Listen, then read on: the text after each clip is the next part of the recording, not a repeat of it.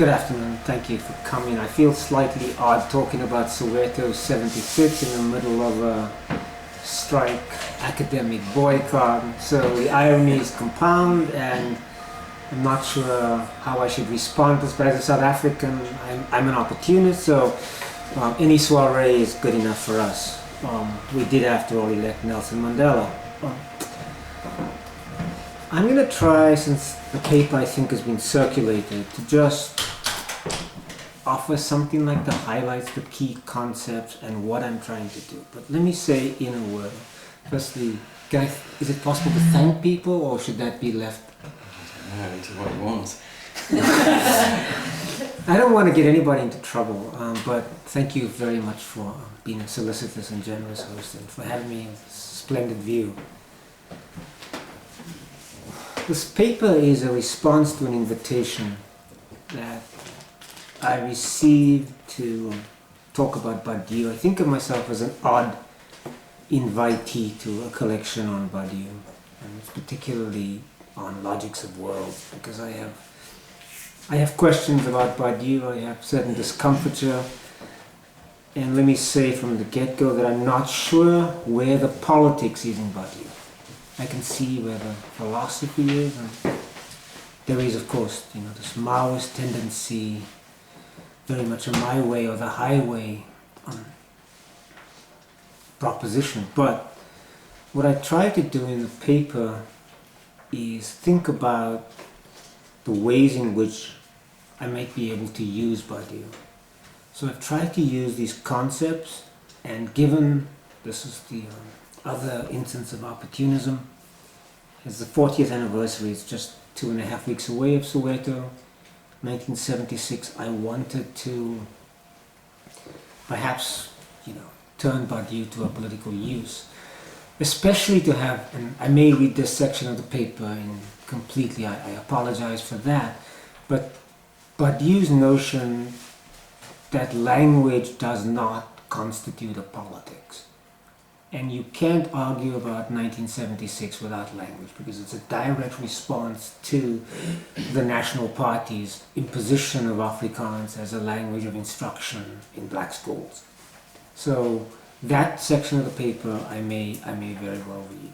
But let me try and talk about what I'm trying to do before that. And I'll also maybe read the Spartacus section, which is very brief, and it's at the end. 1976 is from its beginning political, which is to say, I'm not sure what you know about it, so let me sketch this. In the first semester of the academic year, which in South Africa is coincides with the calendar year, so we're talking from January through somewhere through May, the National Party, an Africana institution, is trying to impose Afrikaans as a language of instruction. There are these moments, particularly in Johannesburg and the Witwatersrand in general, where students say this is not possible, this is not tenable, so you have little sparks of resistance. But the students decide on the 16th of June will be the date when they gather, and they will march to Orlando Stadium, where they will have a protest.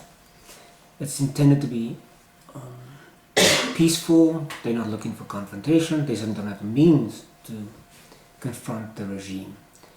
The South African police have no idea what to do. They try to quell this with loudspeakers telling these kids to go home. They don't. The next step is they fire tear gas and rubber bullets. No, there's no rubber bullets, just tear gas. People disperse. The students start throwing stones.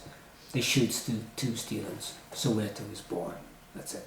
The iconic picture, I think you have a copy of it, and I actually, for the first time in my career, and I'm not kidding, I got a USB with all this stuff, so if I had been doing this in another venue or the other venue, I would have actually shown these things. But there's placards that say "To hell with Afrikaans," anti the National Party, that kind of thing. But Soweto happens as an event, and this is another reason why Badiou is interesting, because he has a very, I think, careful and deliberate articulation of the event, and perhaps less so in being an event one than and even being in Logics of World, which is an expansion on being an event one.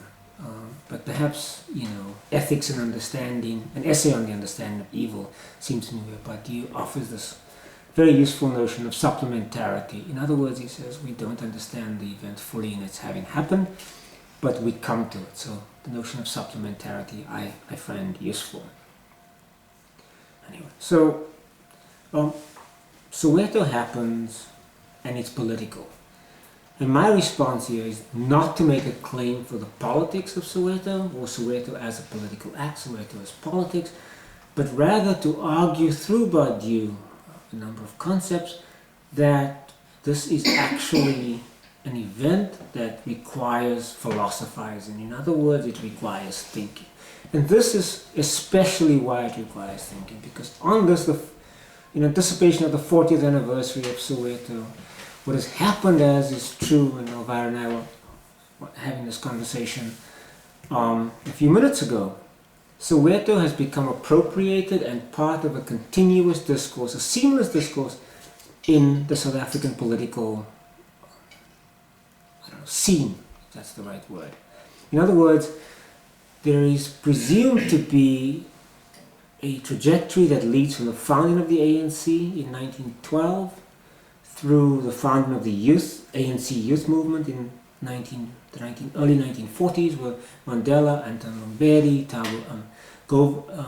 Govan Mbeki, Oliver Tambo, this very bright, many fought hair educated black intellectuals, lawyer in Mandela's case, as it was Tambo, they get together and the ANC is completely reinvigorated. So you have 1912, you have the early 1940s with the ANC Youth League. Anton Mbeki dies very early. He's the most promising by all accounts of them. And then you have Sharpeville, 1960. And Sharpeville is a protest against the pass system, because until this moment, it's also in 1958 where black women marched to the Union buildings in Pretoria to protest this. But Sharpeville is a protest organized by the Pan-African Congress that is completely opposed to the ANC. It's a nationalist movement, like you have to drive the whites into the sea. This movement has to be black-led, which is in complete contradistinction to the ANC that, by 1956, 1954, with the Congress of the People and the Kliptown document known as the Freedom Charter, the ANC is trying to incorporate it. Anyway, so 1960 happens, the ANC is usurped by the Pan-African Congress, and then they start a very unsuccessful, military campaign. Mandela's arrested. The rest, as people say, is history. And then there's a period of quiescence, maybe a few labor strikes in the early 1970s, but there's no real black resistance, no organized black resistance. So 1976 represents, and this is where I'm trying to use Badiou, 1976 represents an interruption, a break, and it is a singular event. I say singular to stress its oneness, its having happened by itself. That is a disarticulation both of a seamless trajectory that the ANC now wants to instate, or reinstate, I'm not sure what the right term is, part of this trajectory of black resistance, and the apartheid state is incredibly competent at dealing with other modes of black resistance. In other words, they know how to quell labor unrest, they know how to deal with the ANC's underground movement and the PAC's, which is unsuccessful. They can keep everything in check. But when these students march and when somebody is shot, Hector Peterson most spectacularly or cinematically, the National Party is completely caught off guard. In other words, this is a break. So, if that's the background, this is what I'm trying to do. One, as I said, to provide a philosophical account or to cast 1976 as a political event. And secondly, to argue for a return to this as a mode of politics in this moment, because it seems to me that what can happen now is to think 1976 on terms that are not continuous, that are not seamless, and to intensify this break that 1976 was. Perhaps even, in a sense, to return, in Badiou's terms again, to return 1976 to itself, to act felicitously in relation to 1976. This is what I try to do in the full paper. I try to argue about the ways in which, in this moment and in 1976, when the National Party government is still, fully in control, that what we have after 1994, Mandela's released in 1994, the first non-racial elections, or the first democratic elections in South Africa, the ANC comfortably comes to power. But what you have is a Thermidorian state. In other words, the Thermidor succeeds, I think in 1794, it's the end of the Jacobin rule, or the Jacobin violence. Robespierre and those folks are called to account. But what the Thermidor state represents is a pacification of a radical politics. And in my view, that's what the ANC accomplishes in 1994. The pacification of a radical political movement. In other words, 1994 is entirely incommensurate with the politics of 1976. But 1994, again in Badiou's terms, can also be thought in another way. It's an intervallic moment, by which Badiou means it's that moment between the end of a radical Jacobinism and the success of the Thermidorian state. It's a moment of political possibility. It's a moment in which something can happen. I think the intervallic moment in South Africa is not post-1994, but is in fact that moment between 1990 and 1994. In other words, the moment between the release of political prisoners, the unbanning of political organizations, and the democratization of South Africa. 1994, I think, marks the inauguration of the Thermidorian state. The problem with that argument, my argument, is the following. Is that the terms for the Thermidorian state are established in the intervallic period. Which is to say, in truth, that the intervallic period had probably begun somewhere around 1986.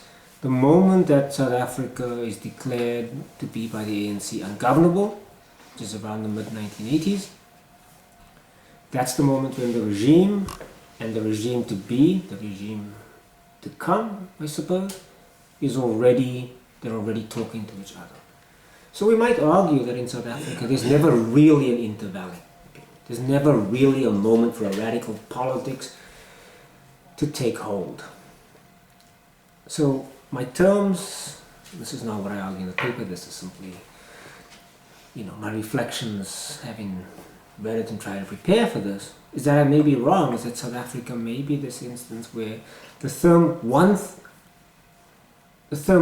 state is what follows the oppressive state. So South Africa is in fact this odd, political transition, or perhaps not odd, but it's successful, the African miracle without bloodshed, and so on.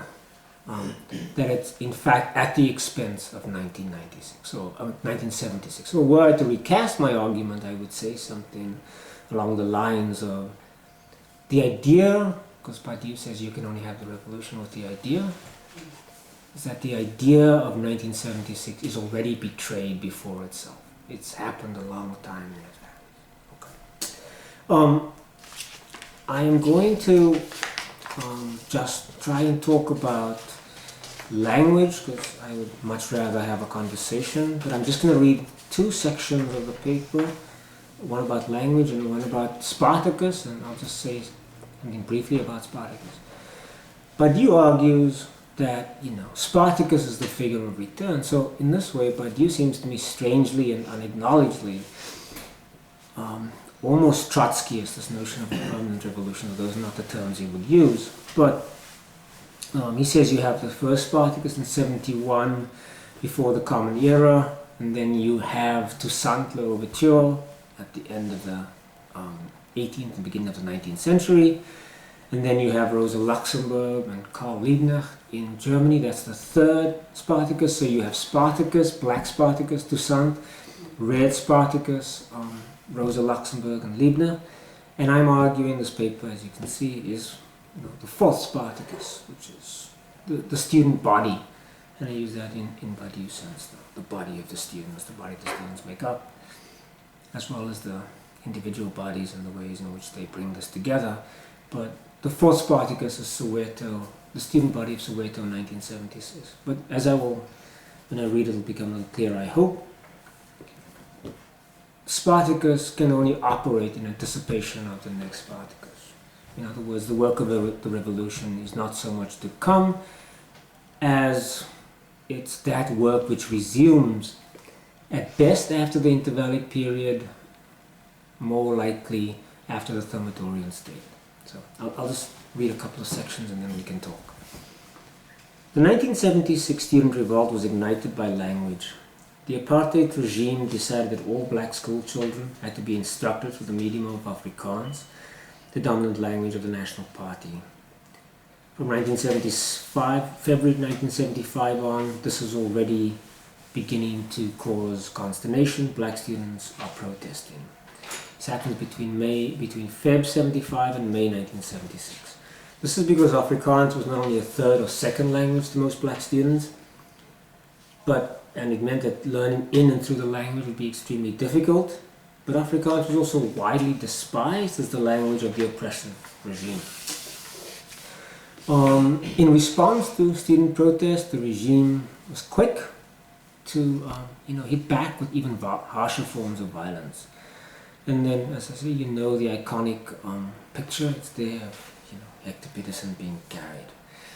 Badiou has a skepticism, as I said, about languages and bodies. He says, he opens Logic of Worlds with they're only bodies and languages, and then he says, but.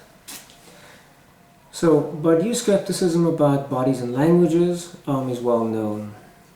As he phrases this in his critique in Logic of Worlds, he's implacably opposed to, and I quote, philosophies which believe they could turn the examination into language into the center of all thought, thereby consigning philosophy to fastidious grammatical exercises, end of quote.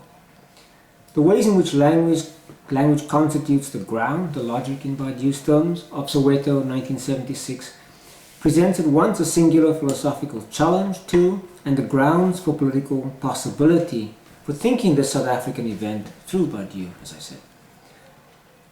1976 Soweto was, but Badiou would no doubt agree, anything but a fastidious grammatical exercise. But how is language to be thought on its own terms, as the most political of 1976 ideas?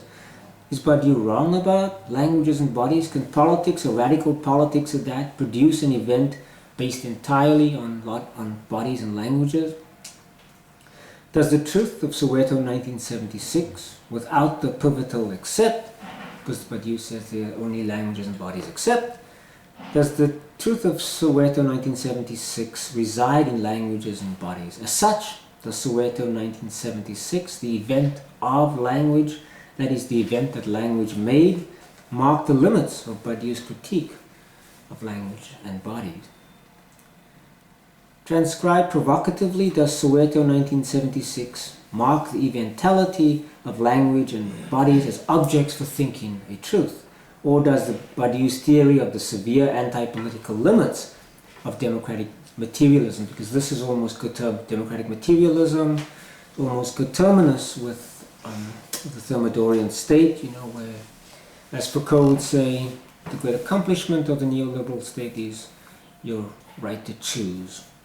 It's not that neoliberalism constrains, but that it is efficient, it maximizes what's on show.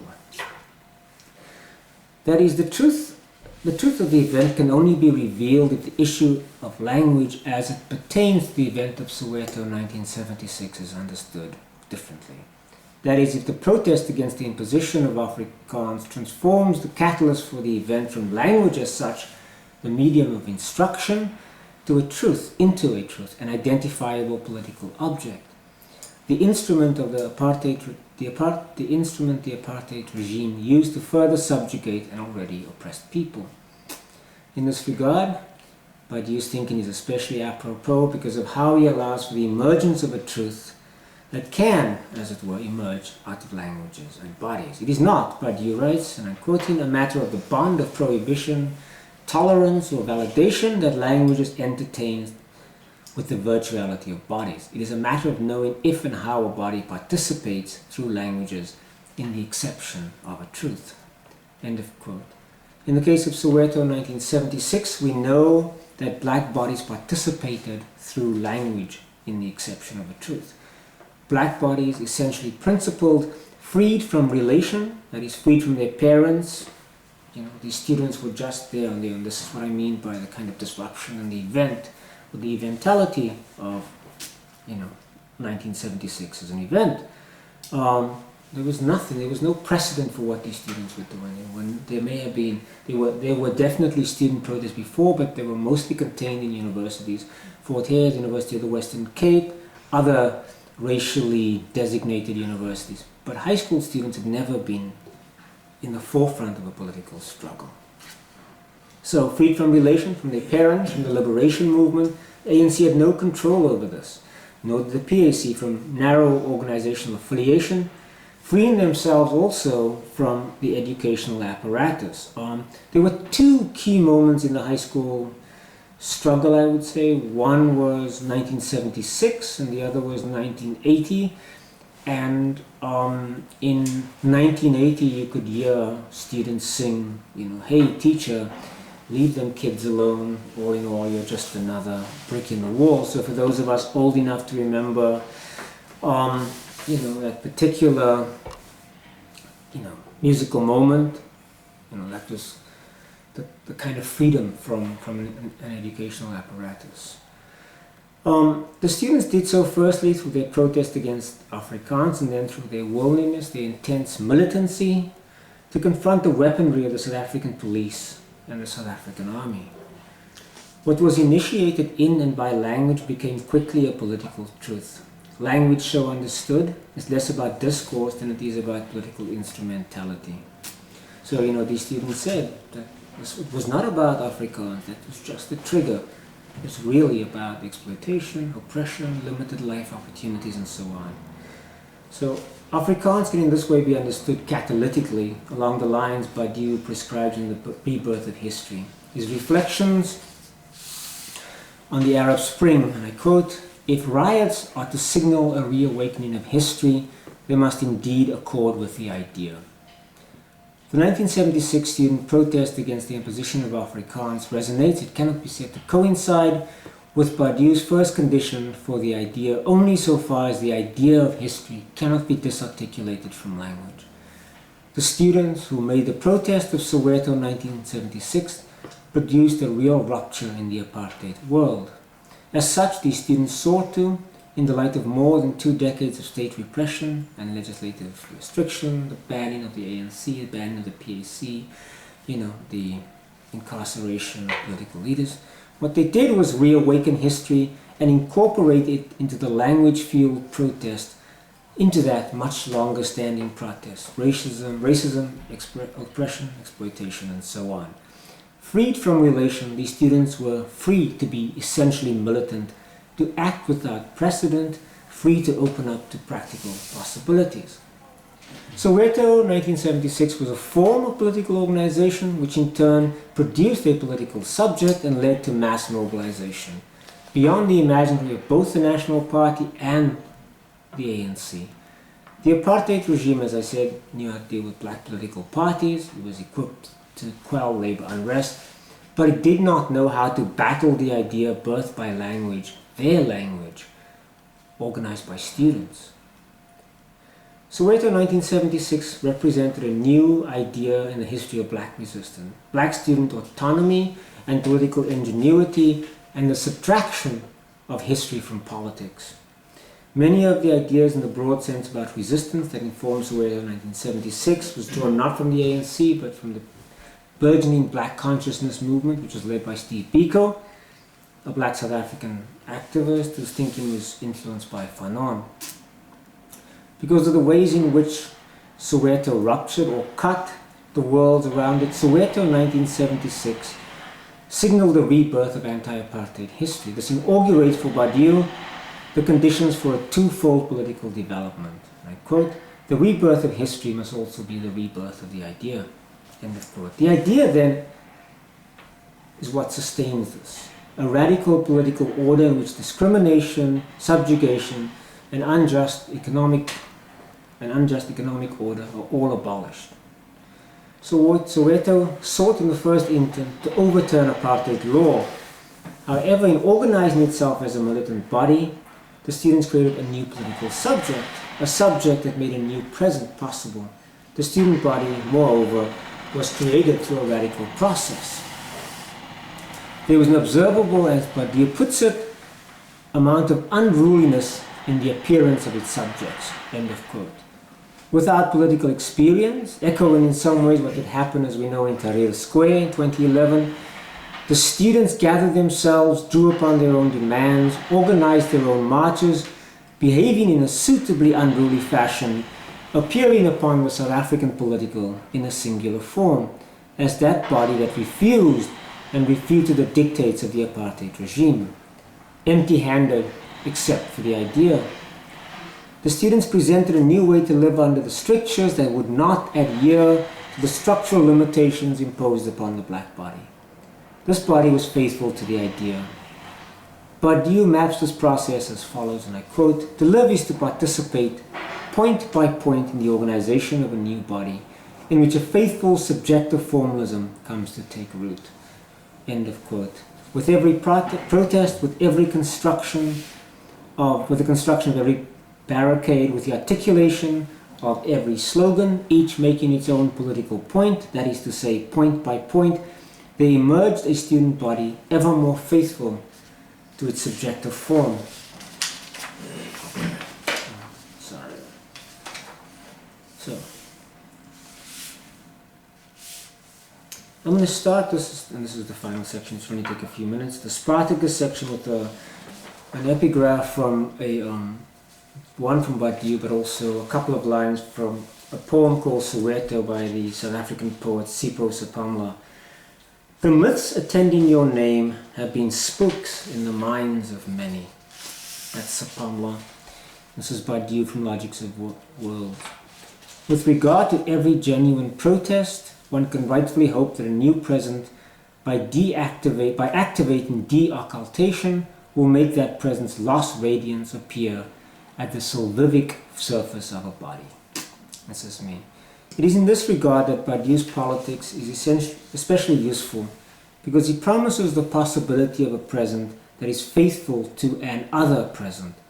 He promises yet another act of subjectivation. And I quote, "What an act has done in the world, what a subjective figure has engineered, can be undone in another world by another act, which articulates another figure." End of quote. In the face of the present of Soweto being undone in a world of democratic materialism, the totalitarian state, Badiou raises the possibility of another act which will articulate another figure. With its foreshadowing of the mythologization to come, as Sepamla says, the myths attending to your name, and its anticipation of the event's ghostly aura, spooks, as used by Sepamla, belong awkwardly to the Ralph Allisonian tradition. Sepamla's 1977 poem is already inscribed as the denomination, that is Youth Day. I mean, South Africans no longer celebrate, that's the right word, Soweto Day. It's now called Youth Day. I will let you decide on that. Fidelity, felicity, yeah. For his part, Supamla had to be content with his poem as the centerpiece of a love letter, his letter of fidelity to the event. The Soweto I Love is the name of his collection. Ellison's Invisible Man insists, of course, that he is not a spook, and I quote, but a man of substance, of flesh and bone, fiber and liquids.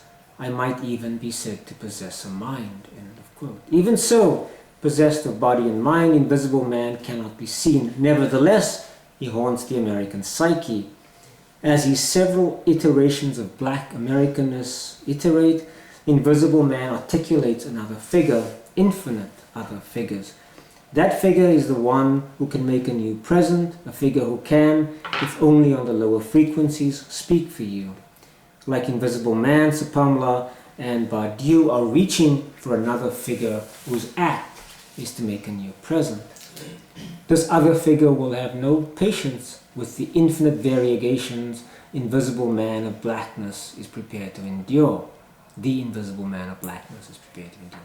The other figure to whom Badiou commits himself, whom Logix resurrects for us, is Spartacus, the leader of the slave rebellion. The slave who built an army and raised the possibility that the slaves might return home. The subject, and I quote in here, whose name is Spartacus, travels from world to world through the centuries. Ancient Spartacus, black Spartacus, red Spartacus.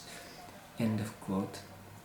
Every Spartacus articulates a new present, beginning with ancient Spartacus, to Saint-Lô Overture, black Spartacus, and as I said, red Spartacus. Without knowing it, does Supamla's poem anticipate the resurrection of a mythic figure, nothing less than a Soweto Spartacus, just a student but a militant through and through, to inaugurate a new present by liberating South Africans, especially the black poor, those desubjectivated by democratic materialism and multiracial capitalism. Does he liberate them from the intervallic? Here, Badiou's radically eschatological politics reveals, as Hollis Phillips insists, the recurrence of, and I quote, the theological element in Badiou's philosophy. This theological element, as we know, is nowhere more pervasive than in St. Paul, so much so that the theological work can be said to undermine the distinctions made between what Badiou likes to do between philosophy and what he calls anti-philosophy. This is especially true in relation to Badiou's thinking of the event, as Phelps helps with a deft turn of phrase that in Badiou, and I'm quoting, the event functions in an anti-philosophical and thus theological register, end of quote. Try as he might, Badiou cannot extricate himself from the theological, which is why St. Paul, who represents, for Badiou, the possible coming of Marxism, Badiou's anti-philosophical thinker of the event, that is St. Paul, is why such a critical figure. It is for this reason that Quentin Messayou identifies in Badiou's universalist St. Paul, and I'm quoting, the militant nature and not the erudite nature of truth, end of quote. Badiou's model here is both the zeal and fanaticism of St. Paul and the radical promise, things will never be the same again, of Jesus the Christ as the unrepentant disruptor of everyday life. First in Jerusalem, throwing the moneylenders out of the temple, for example, and then well beyond, taken up, of course, most successfully, if that's the right word for a colonial project, such as, early Christianity was by the supreme imperialist St. Paul. Against the triumph of 1994 stands the militant subject body of Soweto 1976. The new present can only be achieved through once the intervallic is stripped of its ability to conceal its repressions, its ability to mobilize the state against the army of Spartacus, once it can no longer obscure the making of the present. What Badiou is working for is the production of an anti-post-apartheid event that will render the new present visible. I should say that again, the anti-post-apartheid event. If all truths are eternal, according to Badiou, Spartacus can assume many visages and reveal himself across the centuries, every time taking on a form best suited to his localization, then it is possible for the lost radiance of Soweto to appear at the salvific surface of a body. The Soweto subject body is nothing other than the salvific body, as Phelps recognizes, that recalls, invokes the crucified and resurrected body of Jesus the Christ, so that one is always negotiating between the, and I'm quoting here from Messi, the Badiouian conception of truth and the Christian conception of the incarnation. End of quote. The political manifestation of the truth as incarnated of the event in Soweto 1976, that truth that must unmake 1994. That unmaking, however, must come with a caution. In resurrecting Spartacus, one can only generate further intervals. This opens, it seems inevitable, the possibility of the dreaded return of the ghost of democratic materialism. After all, the very word resurrection promises, and there is a commitment to keeping up the revolutionary spirit, the rise again and again of such a potentiality. It does not seem possible to altogether avoid or bypass both teleology and generational forgetfulness, which both resurrection and the intervallic necessarily assumes. To resist teleology and generational forgetfulness, can the eschatological present be enough? Right? And to resist it is only to emphasize the possibility of its return. If Soweto is, as Sopamla would insist, if it's to be truly loved, then it must be loved with apprehension, with some wariness about how it has functioned as a spook in the minds of many. Soweto 1976 can, at best, achieve itself as an unsustainable new present, as a present that militates against the intervallic, but recognizes that if a new militancy, the fourth Spartacus, is to be birthed, it will come into being through the event that is already in itself, before itself, anticipating the next event. There can be no doubt that the Soweto student is a true heir to his ancient slave ancestor, but within the context of 1994, and in the written version I have 1994 dash, I'm sort of, intended to mark everything beyond that.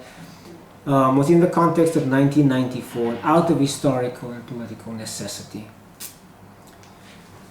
Spartacus will have to be resurrected again, will have to do battle again against the intervallic and the Thermidorian state. The fourth Spartacus is already calling beyond himself, agitating against the post-Marxist nostalgic zeal and offering himself as a historical lesson. The fourth Spartacus is anticipating his successor even as he draws on the politics of his own predecessors.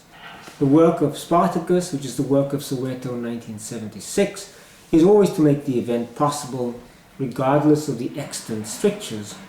Spartacus belongs to the politics of the new present that is not yet but must be made once more from scratch, so that the anti-eschatological, the promise of the event of the Spartacus of the to come, is constituted by and out of the eschatological itself.